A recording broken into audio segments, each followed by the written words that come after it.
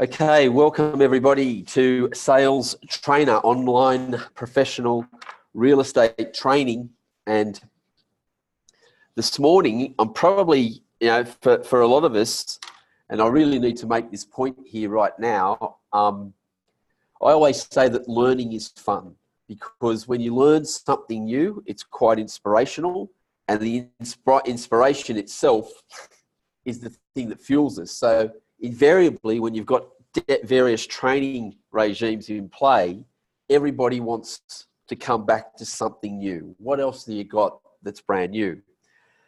You don't really earn from training in that respect, or from learning, I should say. Training, on the other hand, that's the grind. That's the monotonous, boring part. But to get professionally fit, just the same way that a marathon runner has to get up every day and pound the pavements, it's pretty much the same in real estate.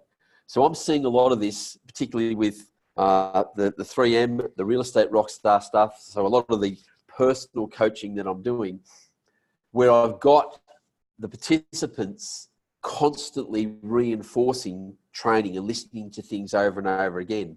And then I see that amplify in the results that they get. So that's what comes through going through the grind. So what we're about to do today, for some of you, it will be learning. For others that are on here right now, I know that this is a follow-on from what you might have done last year. In fact, there was one person who's on here now, and I just couldn't help myself. Yesterday we were having a conversation, and I said, I just stumbled in your file across your goals for last year, and we had to rehash those. Now, here's the thing. If you have been doing goal setting, if you have been giving yourself your why, and you went through last year and you accomplished some of it, but not all of it, don't let that be disheartening. The most important thing I can tell you is that goal setting and the determination of goals is basically a skill set. And like anything else, you're only going to become better at it as you go. So really, with a lot of the hands-on coaching I'm doing, particularly in the 3M, definitely with Real Estate Rockstar, with those people that are on board, and you might even want to note this down just as a practical application, because it does have relevance to what we're just about to talk about. Stop trying to get organized. I reckon the idea of getting organized is kind of crazy. I've always rejected the phrase time management. I actually think it's more about time expenditure and being thrifty with your time.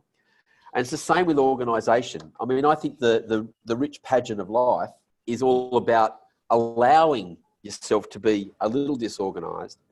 But the key, if there's one thing that I really want to share with you, and that's the ability for you to get prioritized. And that's essentially what we're about to cover off ahead of you embarking on 2020. I want you to get prioritized. I want you to understand your why, what it is that inspires you, what it is that drives you, and how you get your career handed back to you. So there's a very famous saying from a chap called what is going on here? Sorry.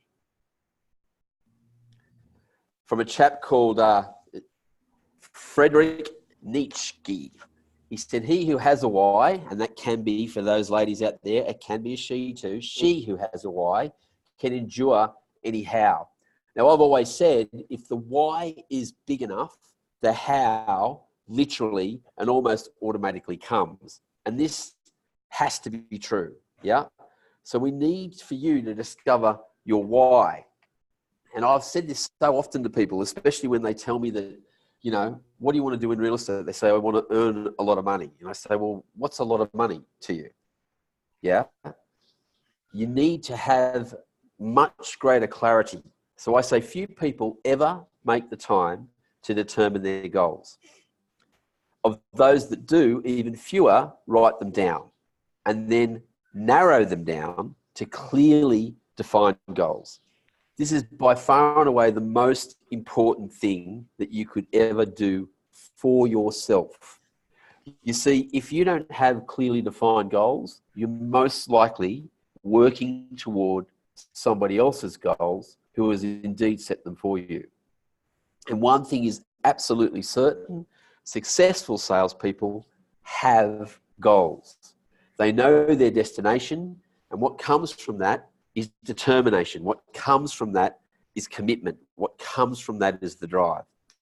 What I want to do here this morning in a short recording is give you a roadmap that allows you to arrive at your why, pretty much summarized in, less than 10 goals. It can be as many as 10. In many cases, maybe only 5, 6, or 7, which is just perfectly fine. But you need to understand what it is that drives you. You see, so often I say to people that they come into real estate and they do the deal with the real estate devil, where they literally, and I mean literally, decide to hand their life over to real estate. And they say, well, here it is. I'm prepared to commit to this. And they fall for the trap that they have to hand their life over to real estate, and it kind of stays there. And then years later, they're still a slave to the profession, rather than having broken the horse and figured out how to have the profession, work for them. And this is where I come in. This is where I focus very, very heavily on saying to you that it's got to give you a life back. So much of that talk that I say that it's not about work, that it should be a pleasure. To my mind, that is more about being in control. I say this over and over again. If you're behaving reactively, then it is controlling you. If you're behaving proactively, you're in control of it. And I can assure you, proactive behavior is nothing short of a pure pleasure. And that's what we want to focus upon. So let's get to it. What I want you to do, what I implore you to do, is to use, as we approach the end of November, which is the 20th, next week, next Friday. So we're a week away from that, and we go into Christmas.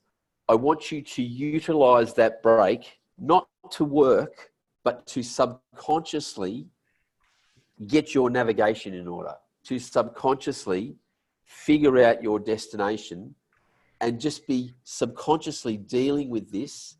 So I can tell you now, as with most things that I do, there's not a lot of work in this. There is indeed a significant amount of thought, but you need to put those thought processes in play. And the very first thing that I would like you to do, which pretty much starts after we finish here today, is to start the purge, start the download. So many of us are restricted in our own heads by things that we think we want. You see, your mind, your brain, if you like, is pretty much like a filing cabinet. And when somebody suggests something, someone says, one of these days I want to go and live in Italy for 12 months. And you hear that, and the idea of that, the notion of that sounds appealing. So you buy into it. You go, you know what? I'd like to do that too. That finds its way into the filing cabinet. For me, it was for many, many years. I've got a lot of friends that are in the arts, and, notwithstanding the fact that I aspired at one stage to be a professional musician, but that didn't work out, obviously.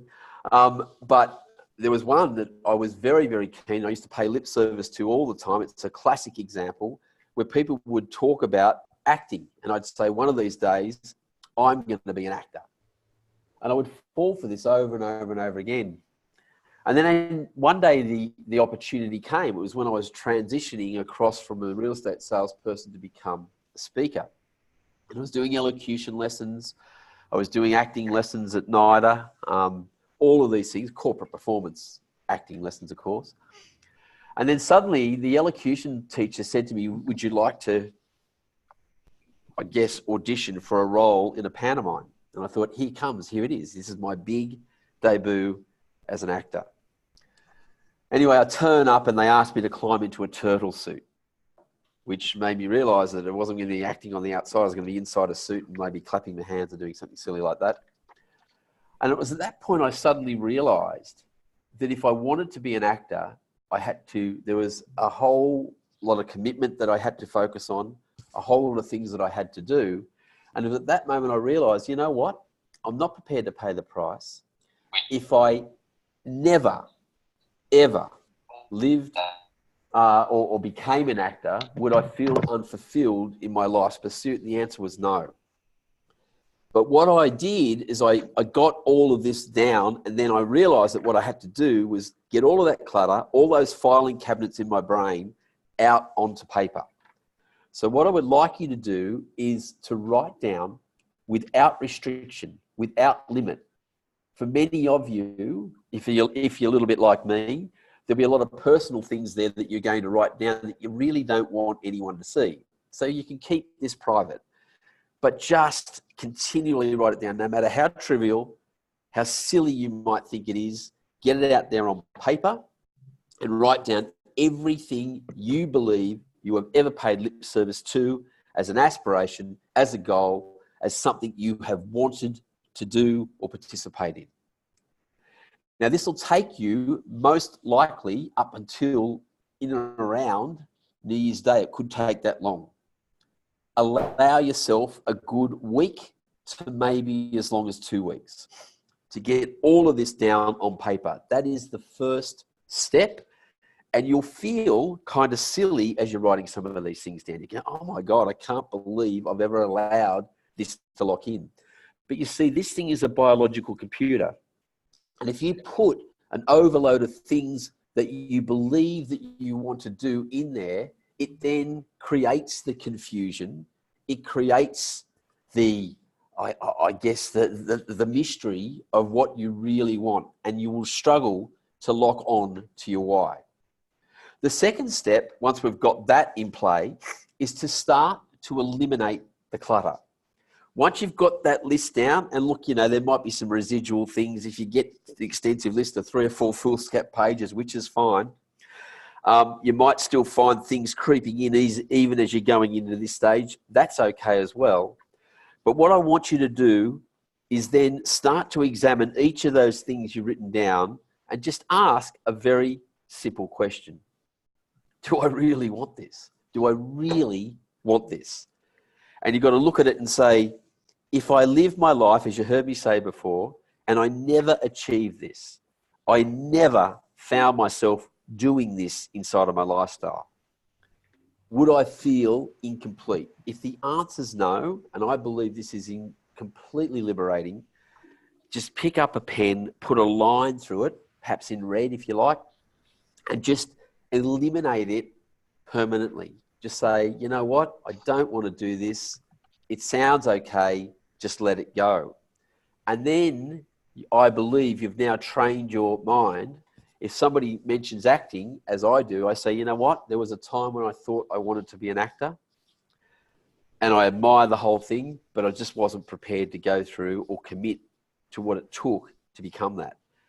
And you'll find yourself going through the first purge stage, just releasing a whole lot of this clutter.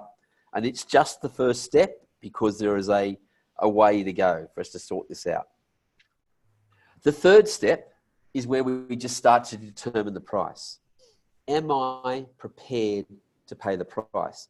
So it doesn't matter what you decide to do, everything has or comes at a cost, at some degree of sacrifice. Not just money, it can also be time. So you have to look at it and say, how much time, how much money, how much do I have to give over to achieve this goal? And am I prepared to pay that price?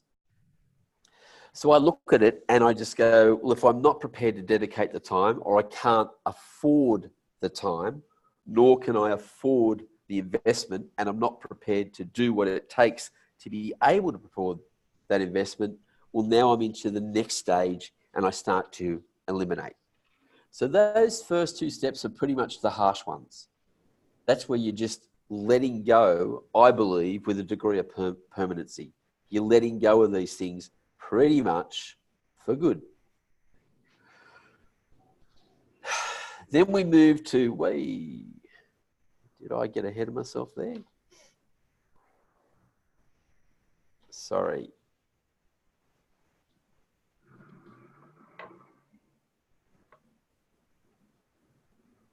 Oh no, I didn't. So now we move to step 4, breaking them down.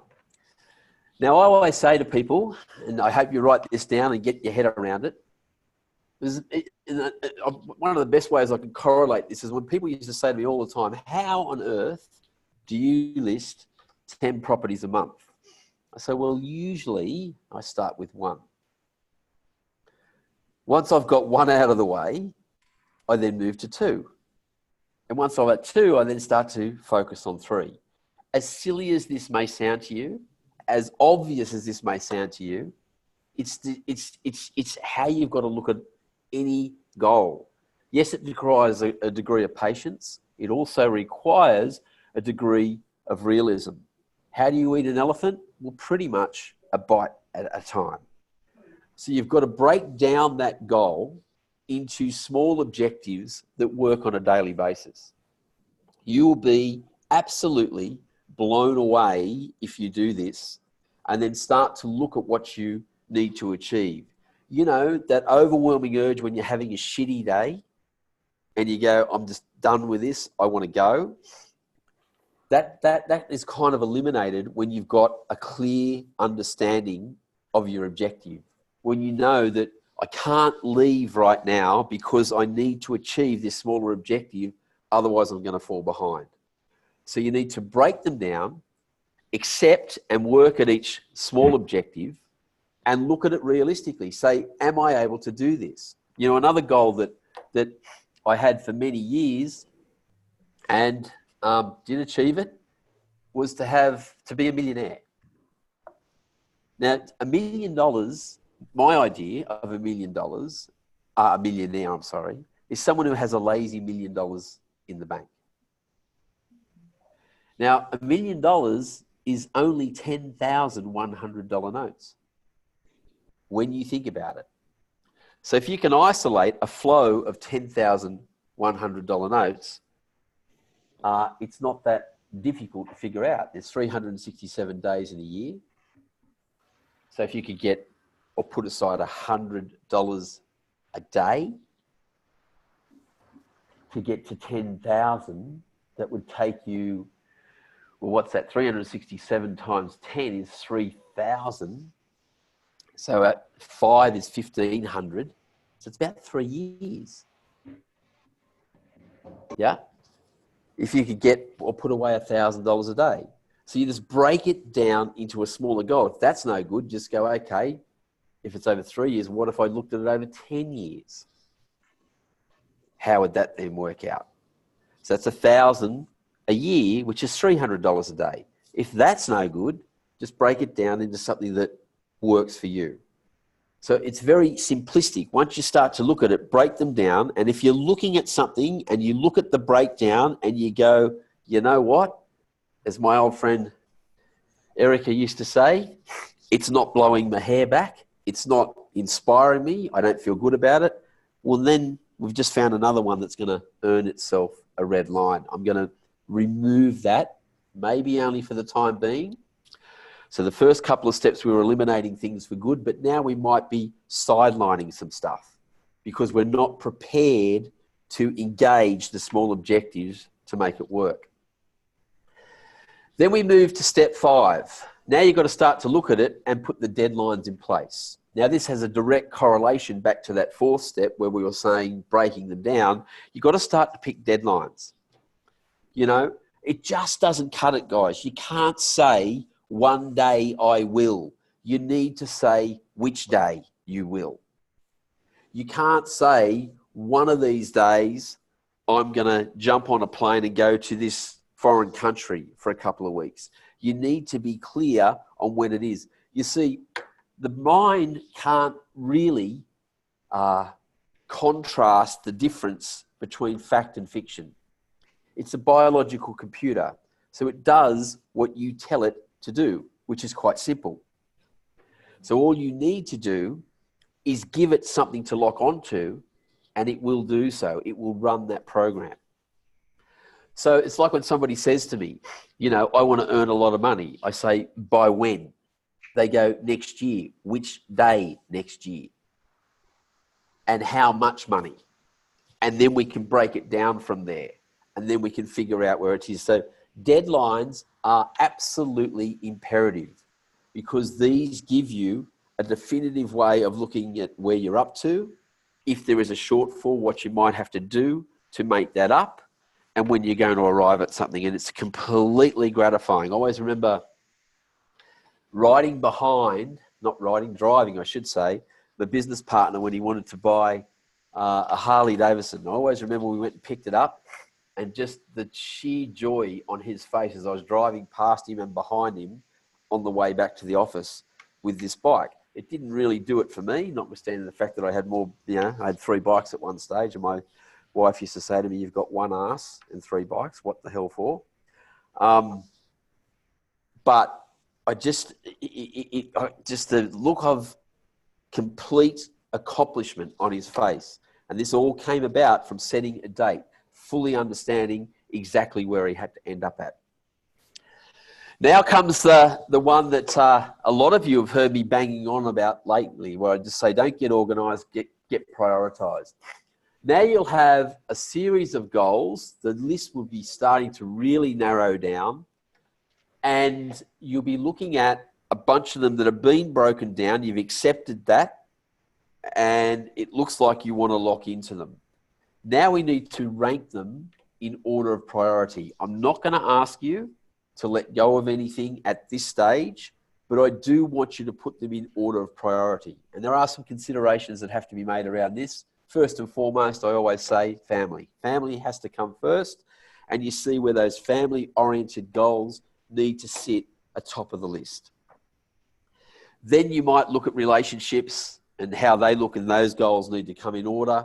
And then you start to look at yourself. But it is important that you get yourself right, that you actually make sure that there are things in there that are gratifying for you, so that you feel fulfilled, you feel inspired, you feel energized, and you have clarity about where you want to go.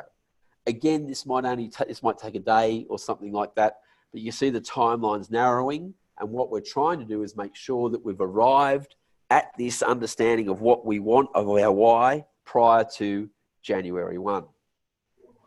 Then you get to number 7, share. I think this is by far the most important. So often you see people, especially those people that are self-motivated, and if you actually look at that title, self-motivated, all that means is you've found your reason for doing something.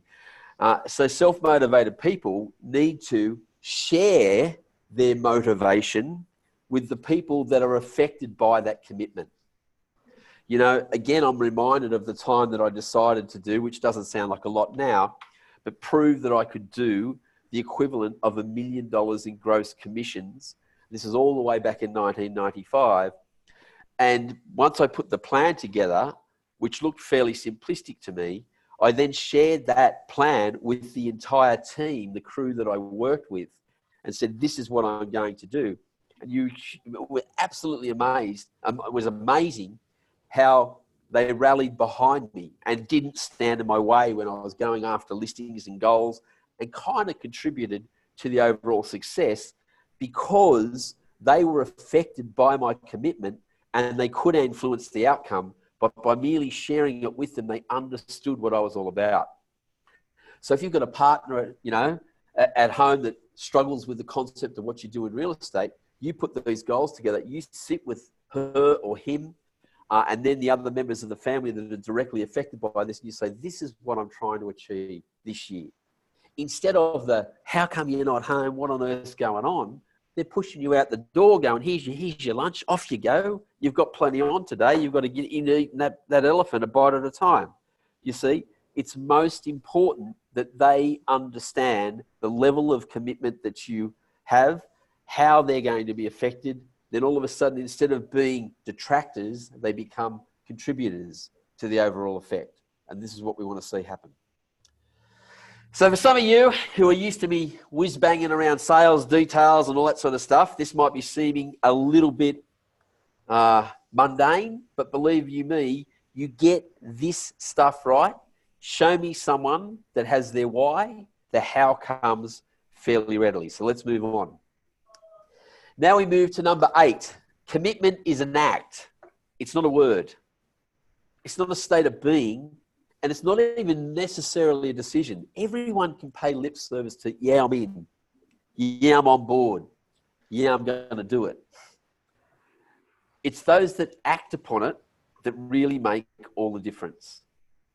So, you know, I remember one of my sales people, many people have heard me talk about, he was my best sales guy, actually.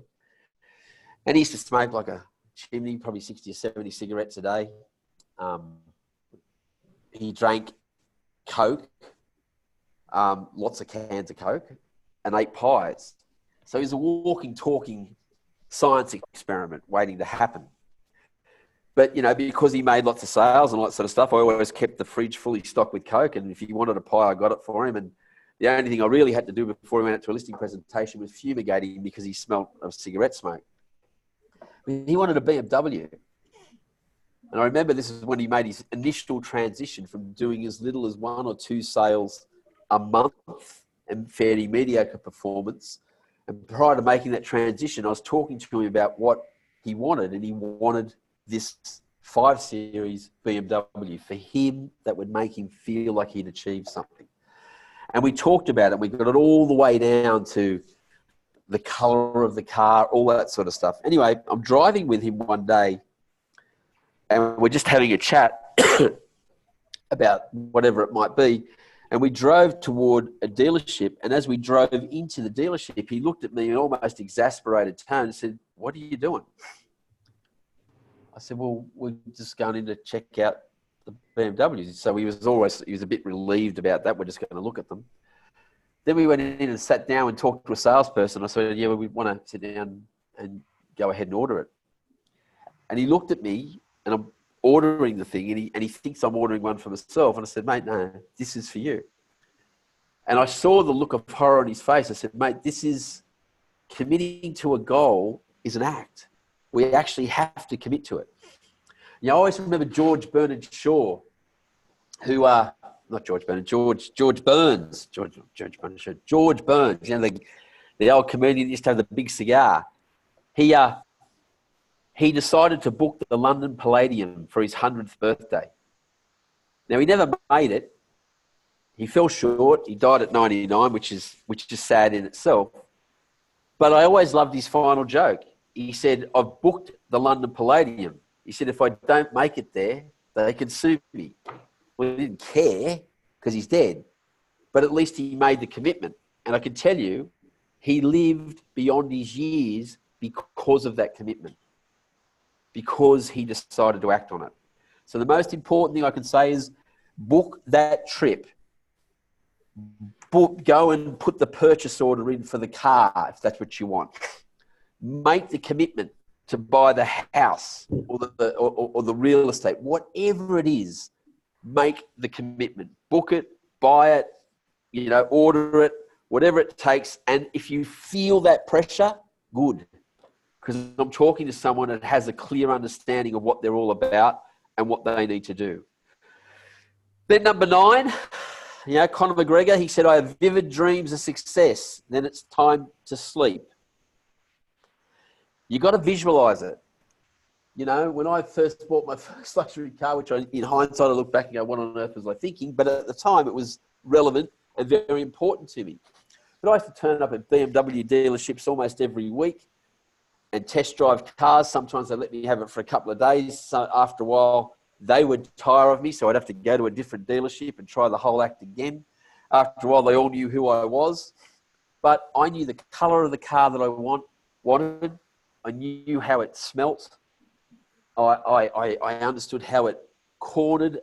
So I had this visualization, and the materialization of that was relatively simple once I had this in order.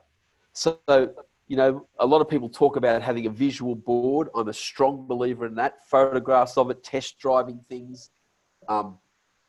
you know, going out and experiencing it, getting the brochures, watching the videos, whatever it is, the more, see what the mind can conceive and believe becomes its reality. So you need to give it that visual lock on.